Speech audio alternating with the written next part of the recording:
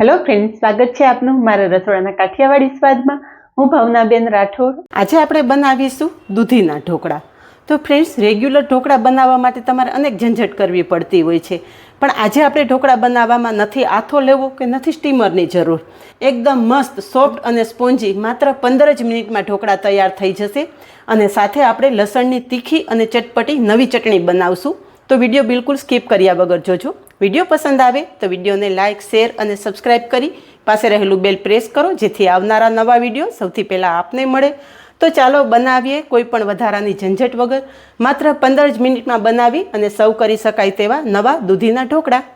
એના માટે મેં 1 કપ ચણાનો લોટ લીધો છે. આ ચણાનો લોટ મેં ઘરે ચણાની દાળ દળીને તૈયાર કરેલો છે. તમે પેકેટના લોટનો ઉપયોગ કરીને પણ આ ઢોકળા બનાવી શકો છો. ઢોકળાનું બેટર પણ આપણે માત્ર 1 જ મિનિટમાં તૈયાર કરશું. એના માટે લીધેલો છે મિક્સર જાર. તો મિક્સર જારમાં 1 કપ ચણાનો લોટ ઉમેરી દઈશું. 1 કપ ચણાના લોટ સાથે 1/4 કપ રવો ઉમેરશું. રવો તમારી પાસે જાડો કે ઝીણો જે હાજર હોય એનો ઉપયોગ કરી શકો છો. હવે રવો અને ચણાનો લોટ મિક્સર જારમાં ઉમેરી દીધા પછી 1 કપ દહીં ઉમેરશું. દહીં થોડું ખાટું હશે ને તો આ ઢોકળા વધારે સ્વાદિષ્ટ થશે. હવે પીસી લેશું. અહીંયા બેટર તૈયાર થઈ ગયું છે. એક મિક્સિંગ બાઉલમાં લઈ લેશું. મિક્સરમાં કરશો ને એટલે મિક્સરમાં બેટર થોડું ફેટાઈ જશે, એટલે બેટરનો કલર થોડો લાઇટ પણ થઈ જશે. મિક્સર જારમાં થોડું બેટર ચોંટેલું છે, તો 2 ચમચી જેટલું પાણી ઉમેરી અને આ રીતે હલાવશો ને એટલે સાઈડમાં રહેલું બધું જ બેટર સારી રીતે મિક્સર જારમાંથી છૂટું પડી જશે. અને એ પણ તૈયાર કરેલા બેટર સાથે ઉમેરી દઈશું. બધું જ મિક્સ કરી ઢાંકી અને આપણે 5 થી 7 મિનિટ રેસ્ટ આપશું, જેથી રવો સરસ ફૂલી જાય અને ઢોકળા ફ્લપી થાય. હવે બેટર રેસ્ટ કરે ત્યાં સુધીમાં આપણે આગળની તૈયારી કરી લઈએ. બેટર તૈયાર કરેલું છે ને એ જ મિક્સર જાર લીધેલો છે. એક નાનો ટુકડો દૂધીના મેં આ રીતે નાના પીસ કરી લીધા છે, એ મિક્સર જારમાં ઉમેરી દેશું. એની સાથે થોડા આદુના ટુકડા અને 6 થી 7 કળી લસણ ઉમેરી દેશું અને પાણીના ઉપયોગ વગર પીસી લેશું. અહીંયા બધું સરસ પીસી લીધું છે અને આપણું બેટર પણ રેસ્ટ કરીને તૈયાર થઈ ગયું છે. તો પીસેલી દૂધીનું આપણે મિશ્રણ છે એ બેટર સાથે ઉમેરી દઈશું. તો ફ્રેન્ડ્સ, આજ સુધી તમે ઢોકળા તો ઘણી વખત બનાવ્યા હશે, પણ એક વખત મારી આ નવી રીતે બનાવો. માત્ર 15 થી 20 મિનિટમાં ઢોકળા બનાવી અને તમે સર્વ કરી શકો છો. હવે બેટર સાથે જ સ્વાદ પ્રમાણે મીઠું, 1/4 ટીસ્પૂન જેટલી હળદર ઉમેરી દઈશું અને બધું સારી રીતે મિક્સ કરી લેશું. હવે અહીંયા તમે જોઈ શકો છો કે આપણું બેટર એકદમ મસ્ત પરફેક્ટ તૈયાર થઈ ગયું છે. બેટરની કન્સિસ્ટન્સી આ રીતે હોવી જોઈએ. વધારે થીક હશે ને તો તમારા ઢોકળા એકદમ કડક થશે. સોફ્ટ ઢોકળા જોતા હોય ને તો બેટર આ રીતે રહેવું જોઈએ. રિબિનની જેમ પડે ને એવું બેટર હશે ને એટલે તમારા ઢોકળા એકદમ પરફેક્ટ તૈયાર થશે. હવે બેટર સાથે આપણે ઈનો ઉમેરશું. તો અહીંયા મેં 1 પેકેટ ઈનોનું લીધેલું છે. અડધો ઈનોનું પેકેટ આપણે અત્યારે બેટર સાથે ઉમેરશું. અને ઈનો એકદમ ઝડપથી એક્ટિવેટ થાય એ માટે અડધી ચમચી જેટલું પાણી ઉમેરશું. અને ઈનો બેટર સાથે એકદમ સારી રીતે મિક્સ કરી લેશું. ઈનો બેટર સાથે મિક્સ કરી અને વધારે વાર આપણે બેટરને રાખવાનું નથી. તરત જ આપણે બેટર પ્લેટમાં લઈ લેવાનું છે. હવે આ ઢોકળા ઠંડા થયા પછી પણ એકદમ સોફ્ટ અને સ્પોન્જી બને ને એ માટે 1 ચમચી જેટલું તેલ ઉમેરી દેશું. તેલ પણ બેટર સાથે મિક્સ કરી દેશું અને તરત જ આપણે તૈયાર કરેલું બેટર પ્લેટમાં લઈ લેશું. આપણે આ થાળીમાં ઢોકળા બનાવવાના છે, તો થાળી તેલથી ગ્રીસ કરી લેશું અને ગ્રીસ કરેલી થાળીમાં બેટર ઉમેરી દેશું.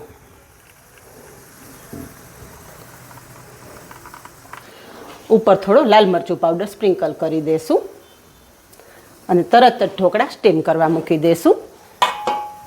બધી પ્રિપરેશન કરીએ ને ત્યાં સુધીમાં જેમાં તમારે ઢોકળા સ્ટીમ કરવાના હોય ને એમાં પાણી ગરમ કરવા મૂકી દેવાનું. અહીંયા આપણે ઢોકળા કડાઈમાં સ્ટીમ કરવાના છે, તો કડાઈમાં પાણી ગરમ કરવા મૂકી દીધું છે અને અંદર એક સ્ટેન્ડ રાખી દીધું છે. હવે આ થાળી આપણે કડાઈમાં મૂકી દઈશું અને ઢાંકણ ઢાંકી દઈશું. 15 મિનિટ ઢોકળા ફાસ્ટ ફ્લેમ ઉપર આપણે સ્ટીમ કરવાના છે. વચ્ચે વચ્ચે ઢોકળાને ચેક કરતું નથી રહેવાનું. જો ઘડીએ ઘડીએ તમે ઉચકાવશો ને તો વરાળ બહાર નીકળી જશે અને પરિણામે ઢોકળા એકદમ ચવડ થશે. એટલે 15 મિનિટ પછી એક વખત ઢોકળા ચેક કરી લેવાના. ઢોકળા સ્ટીમ થાય ત્યાં સુધીમાં ઢોકળા સાથે ખાવા માટે લસણની તીખી અને ચટપટી ચટણી બનાવી લઈએ. તો એના માટે મેં 10 થી 12 કળી લસણ લીધેલું છે. મિક્સર જારમાં લઈ લેશું. અડધી ચમચી જીરું ઉમેરશું અને સાથે અડધી ચમચી મીઠું ઉમેરશું. પહેલાં લસણ પીસી લેશું, જેથી ચટણી પીસવામાં આસાની રહે અને એકદમ સ્મૂથ ચટણી તૈયાર થાય. લસણ પીસાઈ ગયું છે, તો લસણ સાથે આપણે 1.5 ચમચી લાલ મરચું પાવડર ઉમેરશું અને ફરી એક વખત પીસી લેશું. અહીં આપણી લસણની ચટણી તૈયાર થઈ ગઈ છે. હવે આગળની પ્રોસેસ ગેસ પર કરીએ. લસણની ચટણી સ્પેશિયલ બનાવવા માટે અહીંયા ગેસ પર વઘારિયું મૂકેલું છે. વઘારિયામાં આપણે 2 ચમચી જેટલું તેલ ઉમેરશું. અહીંયા તેલ ગરમ થાય ને ત્યાં સુધીમાં આપણે મિક્સરમાં 2 ચમચી જેટલું પાણી ઉમેરી અને લસણની ચટણી આ રીતે અલગ કરી લેશું. ડાયરેક્ટ જો તમે તેલ સાથે લસણની ચટણી ઉમેરશો ને તો લાલ મરચું પાવડર કાળું પડી જશે. એટલે થોડું પાણી ઉમેરીને પછી ચટણી તમે તેલ સાથે ઉમેરશું ને તો ચટણીનો કલર એકદમ મસ્ત લાલ આવશે. હવે અહીંયા તેલ પણ ગરમ થઈ ગયું છે, તો આપણે જે ચટણી પાણી સાથે મિક્સ કરેલી છે ને એ કડાઈમાં ઉમેરી દેશું અને આ ચટણી તેલ સાથે એકદમ સરસ કકડાવી લેશું. કાચી લસણની ચટણી પણ તમે સિંગ તેલ સાથે ઉપયોગ કરશો ને તો ઢોકળા સાથે કાચી લસણની ચટણી અને સિંગ તેલ પણ બહુ સરસ લાગશે. પણ આજે આ જે ચટણી બનાવશું ને એ ચટણી તમે અનેક જગ્યાએ ઉપયોગમાં લઈ શકશો. અહીંયા તમે જુઓ કે લસણની ચટણી સરસ કકડી ગઈ છે અને તેલ છૂટું પડવા માંડ્યું છે. આ ટાઈમે આપણે અડધા લીંબુનો રસ ઉમેરશું અને અડધી ચમચી ખાંડ ઉમેરશું. તમે કહેશો કે લસણની ચટણીમાં ખાંડ, પણ એક વખત તમે આ રીતે ચટણી બનાવી જુઓ, ઢોકળાનો સ્વાદ ડબલ કરી દેશે. એટલી મસ્ત આ ચટણી તૈયાર થાય છે અને તમે રેગ્યુલર ખાવા માટે જો આ ચટણી બનાવશો ને શાકની પણ જરૂર નહીં પડે, એટલી મસ્ત આ ચટણી લાગે છે. અહીંયા તમે જુઓ કે તેલ બધું છૂટું પડી ગયું છે અને આપણી ચટણી પરફેક્ટ તૈયાર થઈ ગઈ છે. ગેસની ફ્લેમ બંધ કરી દેશું અને હવે ઢોકળા સ્ટીમ કરવા મૂક્યાને પણ 15 મિનિટ થઈ ગઈ છે, તો ઢોકળા પણ ચેક કરી લઈએ. વાવ ફ્રેન્ડ્સ, તમે જોઈ શકો છો કે આપણા ઢોકળા કેટલા મસ્ત ફૂલેલા છે.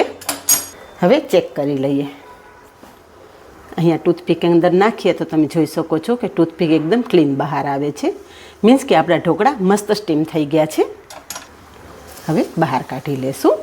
ગેસની ફ્લેમ બંધ કરી દેશું. હવે આ ઢોકળા ઠંડા થાય ને એ પહેલાં થોડું તેલ લગાવી દેશું, જેથી ઢોકળામાં સરસ શાઇન પણ આવી જશે અને સોફ્ટ પણ રહેશે. ઢોકળા સાથે હંમેશા સિંગ તેલનો જ ઉપયોગ કરવાનો. સિંગ તેલથી ઢોકળા વધારે સ્વાદિષ્ટ લાગે છે. હવે ઢોકળામાં કટ લગાવી લેશું.